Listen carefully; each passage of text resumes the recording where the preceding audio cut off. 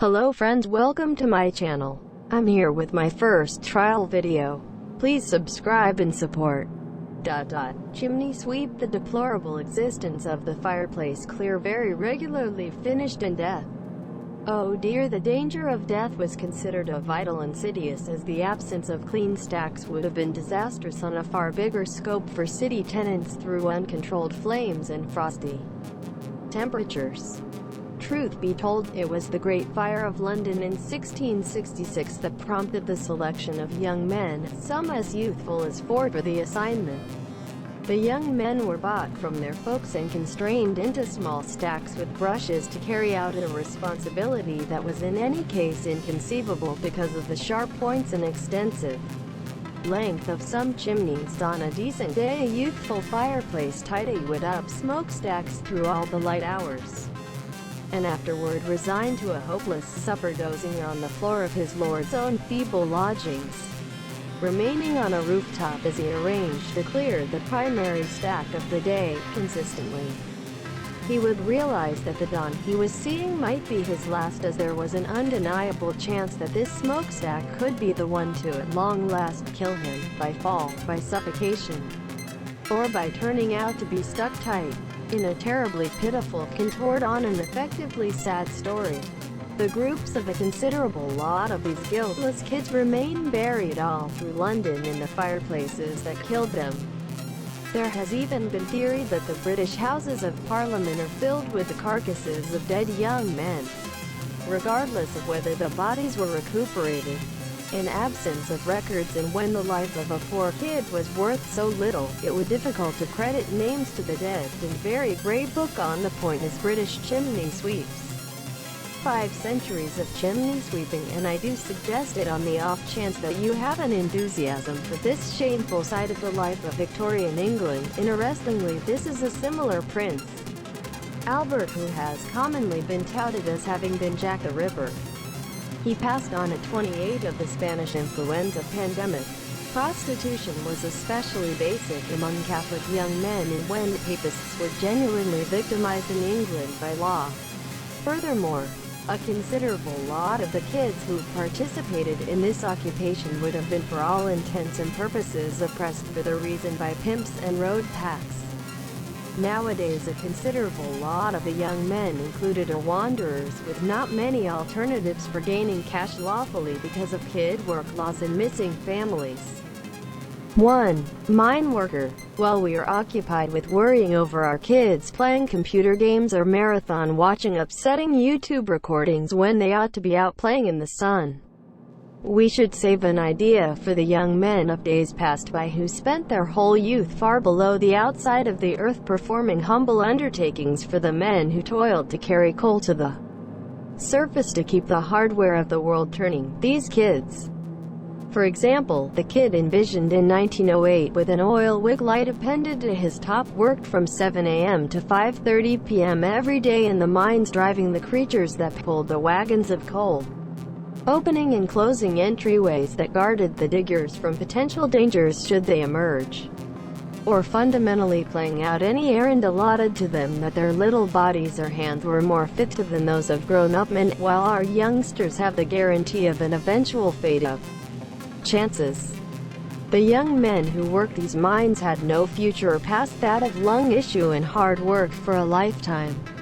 What's more, that was the uplifting news. The terrible news was that you ran the hazard, day by day, of being killed by a mine breakdown. The eyes of the youngster imagined here can't conceal his intense familiarity with that reality. 2. Prostitute. Probably the least occupation on this rundown is, unfortunately, one most as often as possible seen still today, and may be acted in considerably more prominent recurrence than in the past because of the mystery idea of numerous online applications and sites manhandled for the reason. Youngster prostitution is most every now and again connected with young ladies, yet it is similarly normal and destructive among young men. In Victorian England, Jack Saul caused an outrage when he declared himself boldly as a homosexual and an expert Marian in court at 18 years old. admitting to an effectively long and prosperous vocation as a lease kid, demonstrating that he had started in the calling back in Ireland as a youngster. Gossipy tidbits flowed that one of his customers was the attractive Prince Albert, a minor 7 years more seasoned than he and the oldest grandson of Queen Victoria, at that point ruling. 3. Mine worker. While we are occupied with worrying over our kids playing computer games or marathon watching upsetting YouTube recordings when they ought to be out playing in the sun, we should save an idea for the young men of days past by who spent their whole youth far below the outside of the earth performing humble undertakings for the men who toiled to carry coal to the surface to keep the apparatus of the world turning, these youngsters. For example, the kid envisioned in 1908 with an oil wig light appended to his top worked from 7 a.m. to 5:30 p.m. every day in the mines, driving the creatures that pulled the wagons of coal, opening and closing entryways that protected the excavators from potential risks should they emerge, or fundamentally playing out any errand relegated to them that their little bodies or hands were more fit to than those of grown-up men, while our kids have the guarantee of an eventual fate of chances. The young men who worked these mines had no future past that of lung issue and hard work for a lifetime. Also, that was the uplifting news. The awful news was that you ran the hazard, every day, of being killed by a mine breakdown. The eyes of the youngster envisioned here can't shroud his intense attention to that reality. 10. Cannery worker. Working in the canneries implied representing hours in the freezing Atlantic winter, slashing, pressing, and pulling fish and different nourishments. Canning was as yet a genuinely youthful undertaking, and like such huge numbers of different occupations on this rundown, required a major workforce of incompetent workers.